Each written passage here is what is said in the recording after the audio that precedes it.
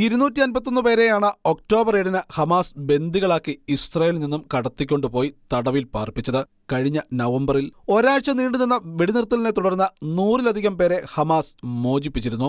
ഇപ്പോൾ ഹമാസ് പിടിയിലുള്ള 120 ബന്ദികളിൽ 43 പേർ കൊല്ലപ്പെട്ടുവെന്നാണ് ഇസ്രായേൽ രഹസ്യാന്വേഷണ വിഭാഗത്തിന്റെ അനുമാനം പുറത്തുവന്നിരിക്കുന്നത്. ബന്ദികളുടെ മരണസംഖ്യ ഇനിയും ഉയർന്നേക്കാമെന്നാണ് ഇസ്രായേൽ കരുതുന്നതായി റിപ്പോർട്ടുകളിൽ പറയുന്നു. ഇസ്രായേൽ ആക്രമണം കടുപ്പിച്ചാൽ ബന്ദികളെ അപായപ്പെടുത്തുമെന്ന് മുൻപ് ഹമാസ് ഭീഷണി ഉയർത്തിയിരുന്നു.